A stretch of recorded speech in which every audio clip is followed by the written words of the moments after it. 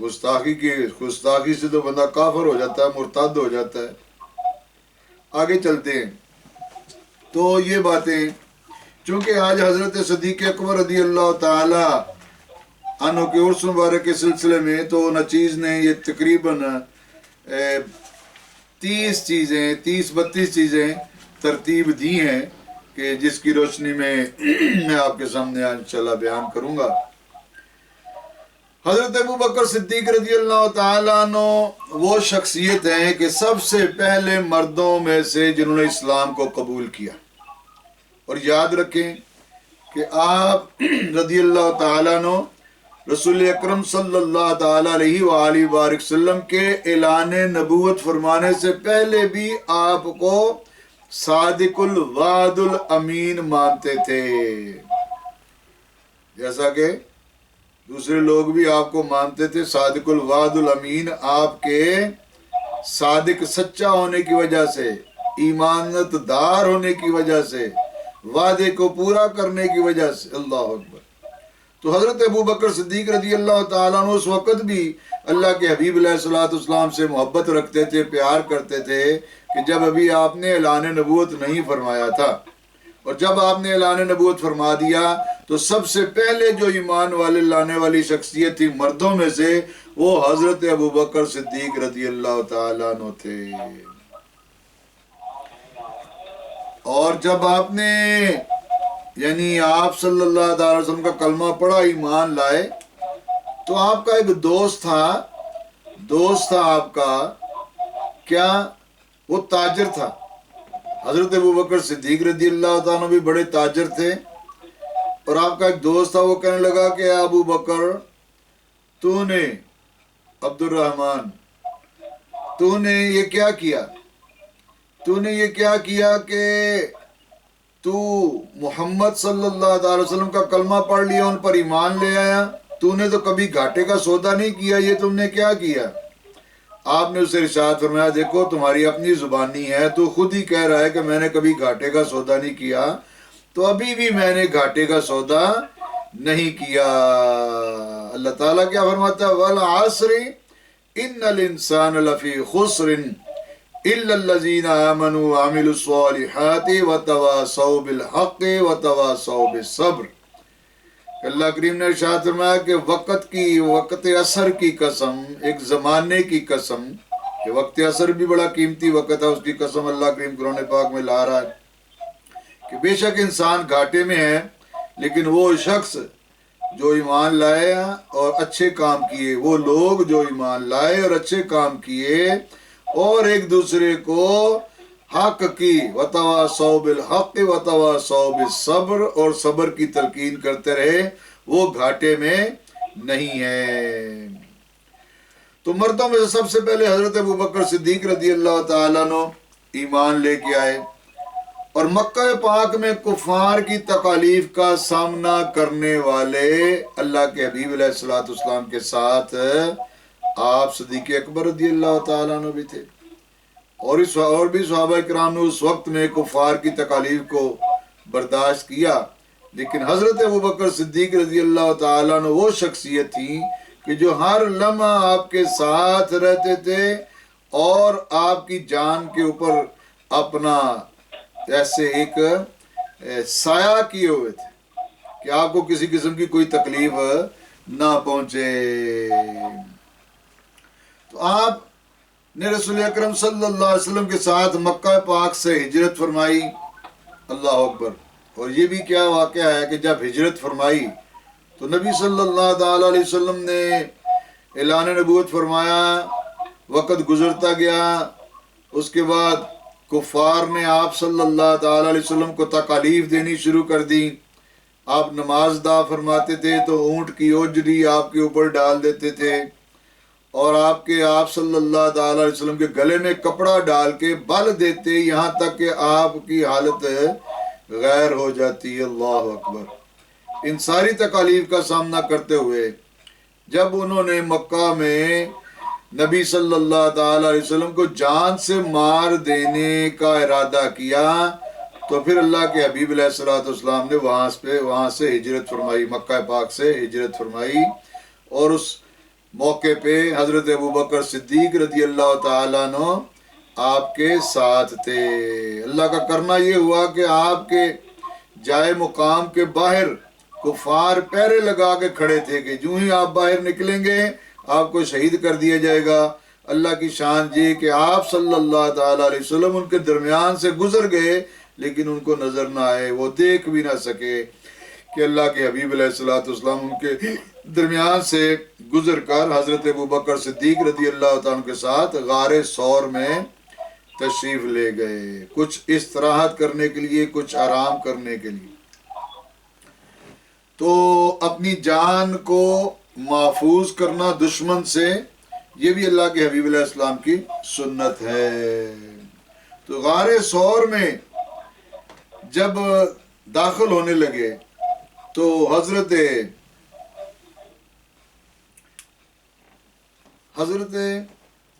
ابو بکر صدیق رضی اللہ تعالیٰ عنہ کیا عرض کرتے ہیں کہ یا رسول اللہ صلی اللہ تعالیٰ علیہ وسلم آپ باہر تشریف رکھیں، پہلے میں غار میں جاتا ہوں اور دیکھتا ہوں کہ کوئی موذی جانور تو نہیں ہے، کوئی نقصان دینے والی کوئی چیز تو نہیں ہے، کوئی سانپ بچھو کوئی اور چیزیں۔ تو حضرت ابو بکر صدیق رضی اللہ تعالیٰ عنہ نے غار ثور میں جا کے ساری چیزوں کو دیکھا، پتھروں کے ارد گرد اوپر نیچے سارا دیکھا، جو کوئی سوراخ تھا اس میں اپنی چادر کو ٹکڑے کر کے اس سوراخ کو بند کر دیا۔ ایک سوراخ ایسا تھا کہ چادر بھی ادھر سے ختم ہو گئی اور سوراخ بھی باقی تھا، اس کے اوپر آپ رضی اللہ تعالیٰ عنہ نے اپنی ایڑی مبارک رکھ دی اور عرض کرنے لگے یا رسول اللہ صلی اللہ علیہ وسلم آپ اندر تشریف لے آئیں۔ حضرت امام الانبیاء حبیب کبریا احمد مجتبیٰ حضرت محمد مصطفیٰ صلی اللہ تعالیٰ علیہ وآلہ وبارک وسلم اس غار میں تشریف لے گئے۔ کچھ وقت گزرا تو نبی صلی اللہ تعالیٰ علیہ وسلم کیا دیکھتے ہیں کہ ابو بکر جو ہیں وہ کچھ تکلیف محسوس کر رہے ہیں، تکلیف کے آثار ان کے چہرے کے اوپر نمایاں نظر آ رہے ہیں۔ پوچھا اے ابو بکر کیا بات ہے، کیوں تکلیف محسوس کر رہے ہو؟ آپ نے عرض کی یا رسول اللہ صلی اللہ تعالیٰ علیہ وسلم اس بل میں ایک سانپ ہے جو کہ مجھے ڈس رہا ہے، اس کی وجہ سے تکلیف محسوس کر رہا ہوں۔ اللہ کے حبیب علیہ السلام نے فرمایا کہ ابو بکر اس بل سے اپنا پاؤں ہٹا لو کہ اس میں ایک سانپ ہے جو ایک عرصہ دراز سے میرے دیدار کا مشتاق ہے۔ اللہ اکبر۔ تو وہ جو تکلیف تھی، زہر تھا، اس سانپ کا جو ڈنگ تھا، تو حضرت ابو بکر صدیق رضی اللہ تعالیٰ عنہ کی وہ ٹانگ مبارک بھی اس زہر سے سوج گئی، تکلیف بڑھ گئی۔ اللہ کے حبیب علیہ السلام نے اپنا لعاب دہن اس زخم کے اوپر لگایا تو فوراً زہر بھی کافور ہو گیا، زہر بھی ختم ہو گیا، درد بھی ختم ہو گئی اور اللہ کریم نے آپ کو فوراً شفا عطا فرما دی۔ اس غار ثور میں استراحت کرنے کے بعد پھر آپ نے آگے سفر شروع کیا اور مدینہ المنورہ کی طرف تشریف لے گئے۔ حضرت ابو بکر صدیق رضی اللہ تعالیٰ عنہ وہ ہستی ہیں کہ جو تمام غزوات میں 27 غزوات میں حصہ لیا آپ صلی اللہ تعالیٰ علیہ وسلم نے، اور حضرت ابو بکر صدیق رضی اللہ تعالیٰ عنہ آپ کے ساتھ تھے۔ اسی دوران آپ رضی اللہ تعالیٰ عنہ نے اپنا مال، اپنا پیسہ، اپنا جائیداد، اپنی زندگی کا وقت، یہاں تک کہ آپ اپنی جان بھی آپ کی ذات پہ قربان کر دی۔ سبحان اللہ۔ قربان کرنے سے گریز نہیں کیا۔ جب سانپ کے آگے جو پاؤں رکھ دیا جائے تو یہ تو پتہ ہے نا کہ سانپ ڈنگ مارتا ہے، بندہ مر جاتا ہے، یہ آپ کو بھی علم تھا، لیکن اللہ کے حبیب علیہ السلام کی تکلیف آپ صلی اللہ تعالی علیہ وسلم کو گوارا نہ تھی۔ اللہ اکبر۔ غزوہ تبوک کے موقع کے اوپر جب آپ رضی اللہ تعالیٰ عنہ نے اپنا مال پیش کیا، اس سے پہلے حضرت عمر فاروق رضی اللہ تعالیٰ عنہ کیا انہوں نے پروگرام بنایا، انہوں نے نیت کیا کی کہ آج موقع ہے، میں ابو بکر کو اپنے سے سبقت نہیں لے جانے دوں گا۔ حضرت عمر فاروق رضی اللہ تعالیٰ عنہ نے اپنا آدھا مال رکھ لیا اور آدھا مال اللہ کے حبیب علیہ السلام کی بارگاہ میں غزوہ تبوک کے لیے پیش کر دیا۔ جب وہاں پہنچے تو تو کیا دیکھا کہ حضرت ابوبکر صدیق رضی اللہ تعالیٰ عنہ نے تو اپنے سارا مال ہی اللہ کے حبیب علیہ السلام کی بارگاہ میں پیش کر دیا ہے، اور یہاں تک کہ ایک جو عبایا ہوتا ہے، عبایا جسے آپ کہتے ہیں، آپ اس کو جبہ کہہ لیں یا اوور کوٹ کہہ لیں، یا ایک تو وہ ایک ٹاٹ کا یعنی ایک معمولی کپڑے کا بنا ہوا وہ پہن لیا، اور اس کے اوپر کانٹوں سے اس کو گرا دی گئی۔ اللہ اکبر۔ حضرت عمر فاروق رضی اللہ تعالیٰ نے دیکھ کے بہت حیران ہوئے، اور اس بات کے نتیجے پہ پہنچ گئے کہ میں کبھی بھی ابو بکر صدیق رضی اللہ تعالیٰ عنہ سے سبقت نہیں لے جا سکتا۔ تو جتنے بھی غزوات ہوئے تو حضرت ابو بکر صدیق رضی اللہ تعالیٰ عنہ آپ کے نبی صلی اللہ علیہ وسلم کے ساتھ تھے، اور اپنا جان مال ہر چیز جو ہے وہ پیش کر دی۔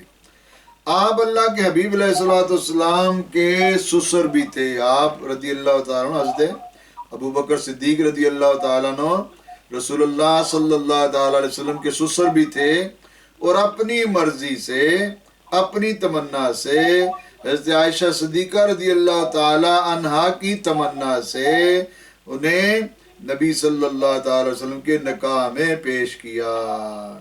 تو حضرت محمد رسول اللہ صلی اللہ تعالی علیہ وسلم اس لیے بھی حضرت عائشہ صدیقہ رضی اللہ تعالی عنہا سے بڑی محبت فرماتے تھے، کیونکہ ایک تو آپ عمر میں چھوٹی بھی تھی، اور حضرت ابو بکر صدیق رضی اللہ تعالیٰ عنہ کی بیٹی بھی تھی، اور برتن کے جس جگہ سے حضرت عائشہ صدیقہ رضی اللہ تعالی عنہ پانی نوش فرماتی، اللہ کے حبیب حضرت محمد صلی اللہ تعالی علیہ وسلم بھی اسی جگہ سے پانی نوش فرماتے۔ سبحان اللہ، سبحان اللہ۔ آپ کا جو معراج پاک کا واقعہ ہے، اس سے پہلے کہ جب نبی صلی اللہ تعالی وسلم کے 40 صحابہ کرام ہوئے، تو حضرت ابوبکر صدیق رضی اللہ تعالیٰ عنہ نے مکہ پاک میں یعنی اوپنلی دعوت دینے کا جب کام شروع کیا، تو کفار نے آپ کو بہت تکالیف پہنچائیں، زد و کوب کیا، زخمی کیا، یہاں تک کہ آپ کی جان جانے کا بھی خدشہ تھا۔ تو اس بے ہوشی کے عالم میں جب انہیں ان کے گھر لے جایا گیا حضرت ابوبکر صدیق رضی اللہ تعالیٰ عنہ کو، تو آنکھ کھلی تو سب سے پہلے یہ پوچھا کہ بتاؤ حضرت محمد صلی اللہ تعالی علیہ وسلم کا کیا حال ہے، میرے آقا و مولا کا کیا حال ہے۔ جو آپ کا حال پوچھنے جاتا اسے یہ پوچھتے کہ پہلے اللہ کے حبیب علیہ السلام کا بتائیں کہ ان کا کیا حال ہے۔ تو جب آپ کو یہ یعنی اطمینان ہو گیا، مطمئن ہو گیا آپ کے اللہ کے نبی صلی اللہ تعالی وسلم خیریت سے ہیں، تو پھر آپ نے فرمایا میں تب تک کھانا نہیں کھاؤں گا جب تک اللہ کے حبیب علیہ السلام کی عیادت نہ کر لوں۔ اللہ اکبر۔ تو جب اللہ کے حبیب حضرت محمد صلی اللہ تعالی وسلم معراج پاک پر تشریف فرما ہوئے، اس کے بعد جب واپس آئے تو آ کے آپ صلی اللہ تعالی علیہ وسلم نے بتایا لوگوں کو، تاکہ لوگ ایمان لے کے آئیں، حلقہ اسلام میں داخل ہوں۔ بتایا کہ اس طرح میں اللہ تعالیٰ کی بارگاہ سے ہو کے آیا ہوں۔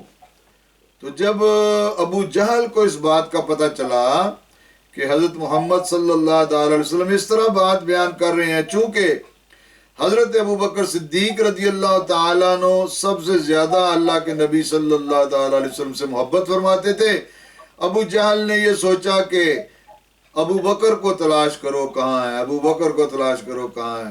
جب انہیں تلاش کیا تو کہنے لگا کہ دیکھو تمہیں کچھ پتہ چلا ہے؟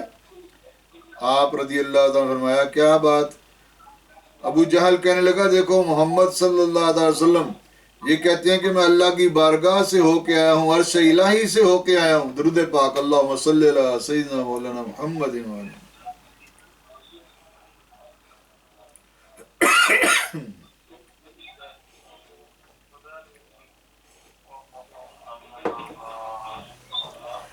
اللہ تعالیٰ کی بارگاہ سے ہو کے آیا ہوں، تو کیا اس طرح ہو سکتا ہے؟